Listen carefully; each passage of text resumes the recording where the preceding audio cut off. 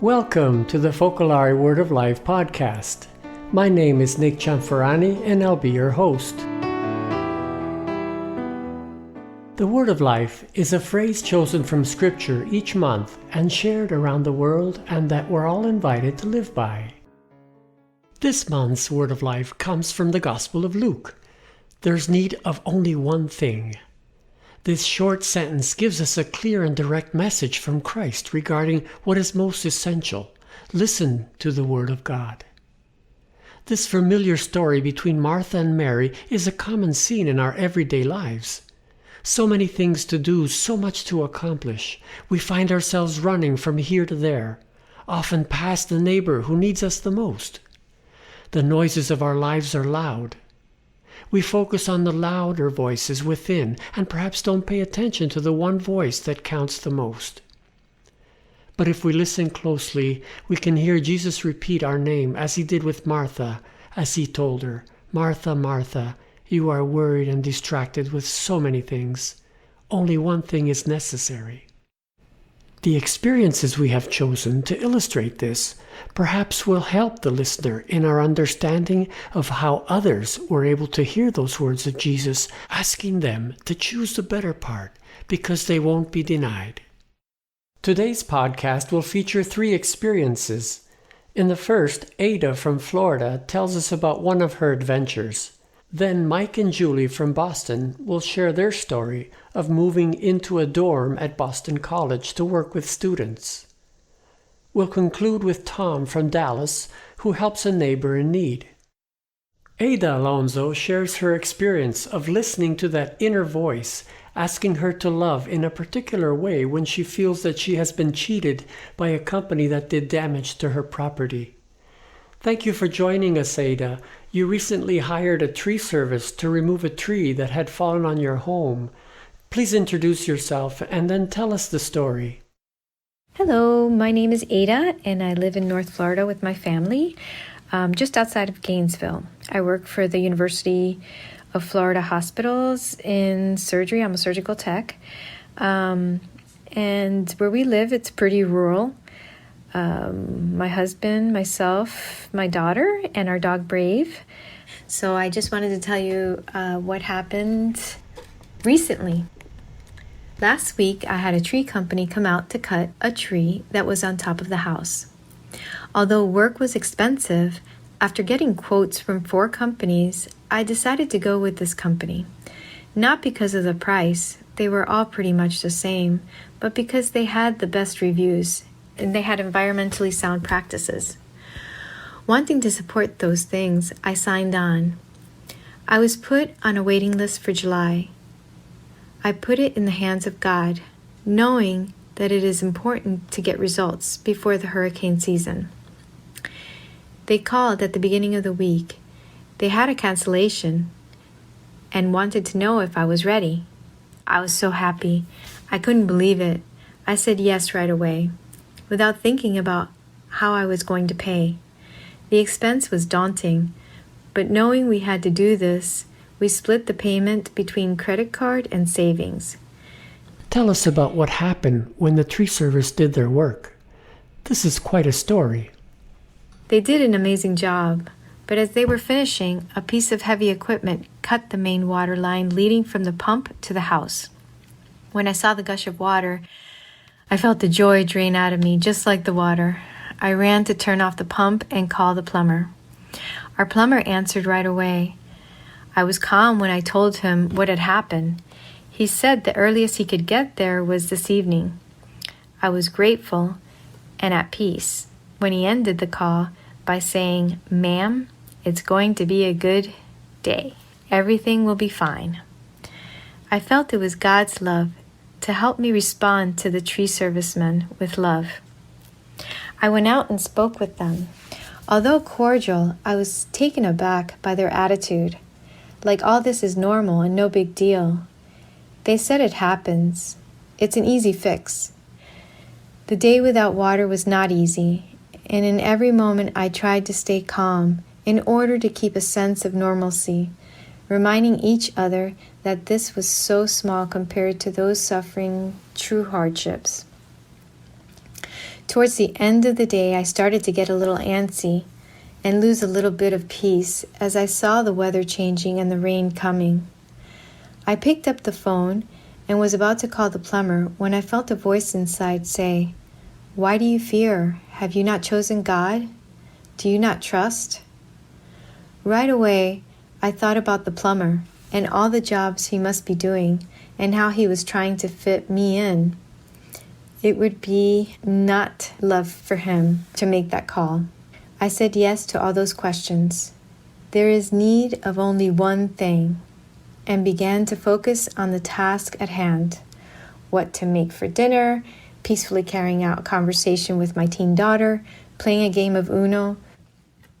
During that time, maybe 30 minutes had gone by. There was a knock on the door. The plumber arrived. It turns out it was an expensive fix. The pipe was broken in 3 places. He said the company should cover the expense, but from the conversation with them, I told him they were not going to do that. I sat down and asked God to help me write to the owner of the tree service, with love asking for reimbursement, sending him pictures of damage and the copy of the bill that we had to pay. I sensed anger and hostility and all the human ways of reacting that I was trying hard not to do. I received a response the next day. The owner was sorry, but felt that paying this for him after how hard they had worked would offset the margin of profit that they would make, and it was a hardship due to inflation. Again I prayed before answering and felt quite the same way since I had not budgeted for this. I told him I wasn't going to ask for reimbursement anymore or expect it, but I would hope that he'd look deep down and do the right thing, leaving him free to choose and be moved by his conscience. I let go with a new joy and freedom, thanking God for the grace to have loved until the end. Our listeners may be a little taken back that your story ends without an expected outcome. What do you tend to do from this point that is relevant to this word of life? Only one thing is necessary. So for this month's word of life, only one thing is necessary, and for me, it's that trust in God, that everything is in God's hands, and that I need not want anything else, And so without expecting, I will go on loving. Thank you, Ada. I hope that the owner of the tree company will listen well to his conscience and act justly.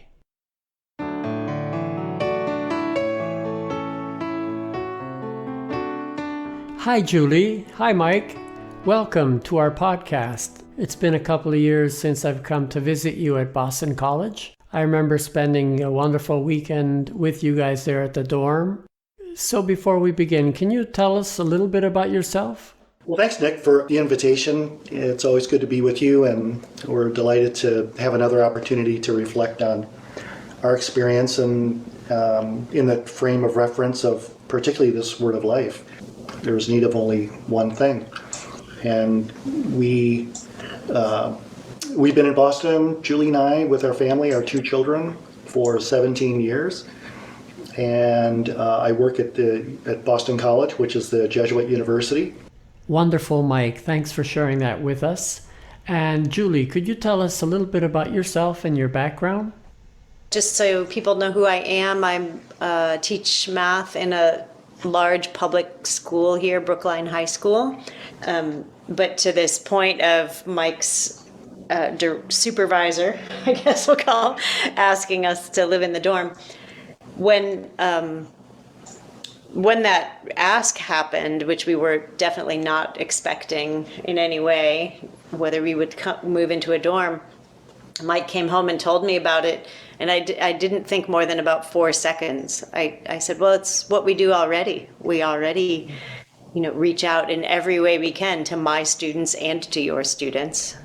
Yeah, we began a process of thinking about our future and, a regular practice of Julie and I praying together about understanding, maybe getting some intuition about the will of God for us at any time.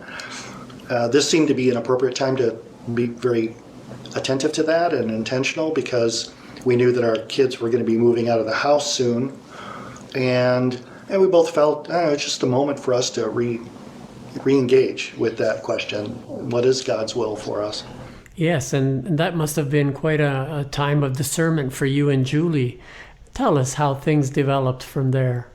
Well, I came home from a meeting that I had with the president of Boston College, and he's very, very warm and interested in the family and how we're doing. Finally, he said, I got an idea for you. Take this idea home to Julie.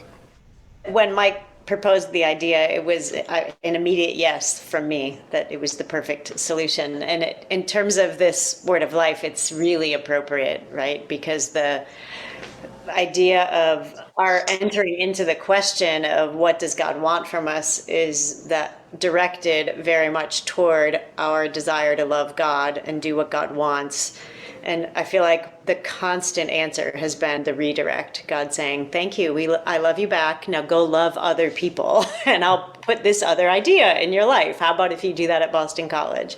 It feels like that has been, that, as they say, the marriage of those two loves, love for neighbor and love for God, has always been there. And seems like it doesn't matter which one we're seeking. It always points us toward the other one at the same time. And it's been that way living here as well.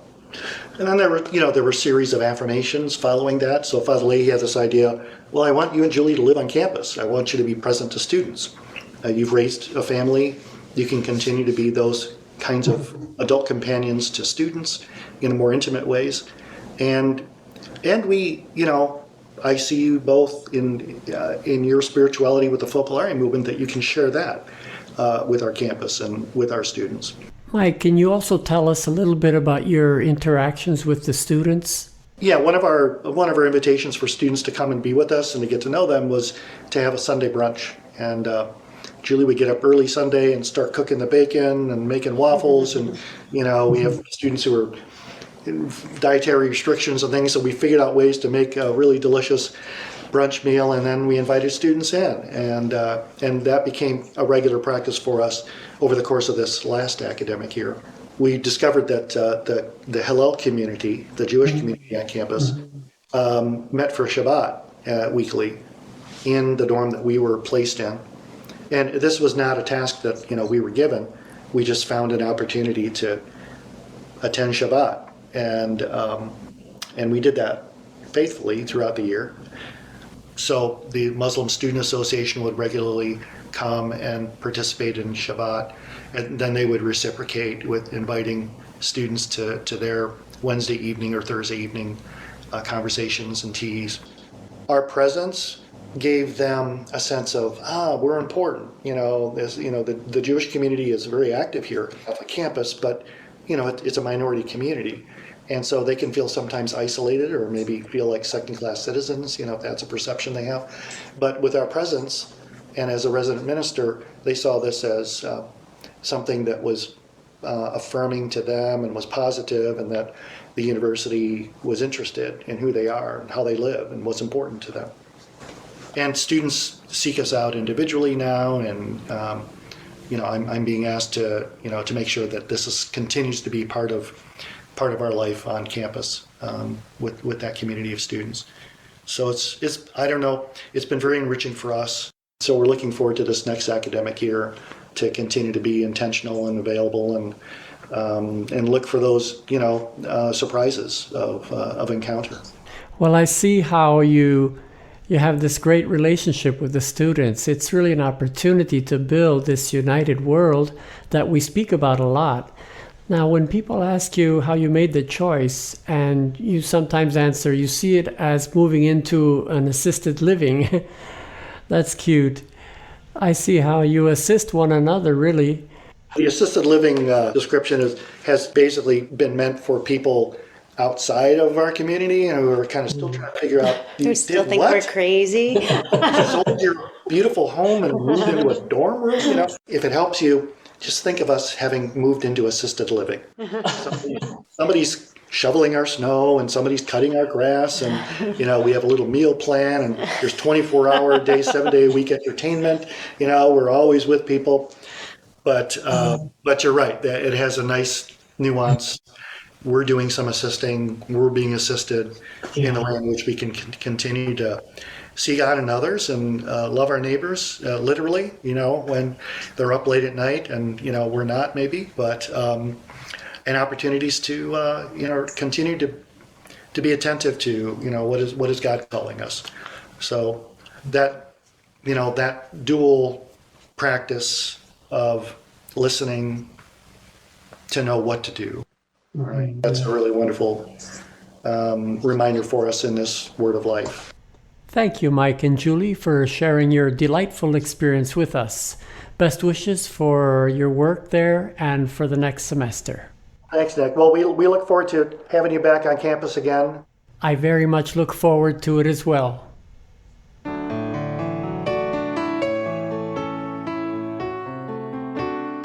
Listen to that voice inside, the voice that tends to get drowned out by all the noises of the world in which we live. Tom, a Catholic, shares his experience of listening to that voice as he walked into the chapel of his church to go to confession. Welcome, Tom. It's a great pleasure to have you with us today. Could you share your experience with us? Yeah, sure. It's a pretty simple experience, but one that was had kind of a profound effect on me and maybe even some who were around me. I try to get to confession at least a couple of times a month. And at my parish, there's confession right after Mass. So I sat on the side of the church where I could duck out of Mass right as soon as it was over and get into the chapel to go to confession, hopefully to be among the first in line. Well, I ducked out and got into the chapel, and there were 25 people ahead of me. And I was quite astounded at that, actually. And but I had an immediate thought that, well, at least I'll have plenty of time to do a good examination of conscience before I go to confession. Well, while I was thinking about that, another 25 people came in behind me. So here's 50 people in line to go to confession for only one priest. And I noticed at the end of that second 25 that came in was this young mother with her 3-year-old daughter and carrying a baby. And gosh, I looked at her and my conscience was kind of pulling at me, and but I went on with my examination of conscience. But always going back to looking at this woman, and I thought, gosh, how can I help this person out? If that were me, I would not be able to carry a baby for at least the hour or plus that it was going to take for her to go to confession. So I had an idea that I would make an announcement to everybody in the chapel that would anybody mind having this young mother move to the front of the line. But that little voice inside of me says, no, don't do that. What you're going to do is you're going to embarrass this woman, and you're also going to put probably half the people in line at odds with that because they wouldn't want to do that. So I kind of buried that thought. But then again, this voice inside of me says, you have to do something. So, I mean, the next idea was, okay, I just walked over and I asked this young lady if she would like to trade places with me. At least that would improve her position by 25 or 26 people. And she was quite surprised that I did that, but yes, we did switch. That gave me a lot more time for my examination of conscience. And I will say, when I finally ended up going to confession, I feel I had one of the best conversations with Jesus I've ever had. It was very, very strong. The next day, it was our parish festival, and my wife and I were standing in line, and there was this young family who was right behind us. And we had this conversation with them and got to know them and so forth. And we ended up sitting together for the meal. And all through our conversation, the mother of this couple kept looking at me and says, we don't know each other. This is the first time we've ever met, but you really look familiar. And then they were getting ready to leave, and she said, I know. She says, yesterday we were one of the families in line at confession, and we saw your act of charity with this young woman at the end of the line. She says, I'll never forget that. And I will always remember that when I'm in line, I will be looking for ways that I can love my neighbor. Thank you, Tom. It's great to know that the churches in Texas are so busy. After hearing your experience, I realized that listening to that voice within can help me love in ways that are very doable. It's as simple as asking the person behind me in line if he or she would like to go ahead of me at the grocery store, or perhaps picking up my neighbor's newspaper from the curb and placing it on his porch. So thank you for joining our podcast today. We hope you have been inspired by the wonderful stories shared. I look forward to being with you again next month.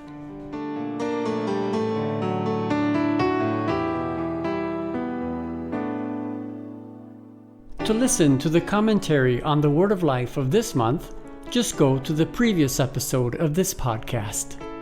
I invite you to join me each month for new episodes. Bye for now, and God bless. The Word of Life is translated into approximately 90 different languages and dialects, reaching millions worldwide through print, radio, TV, and other media.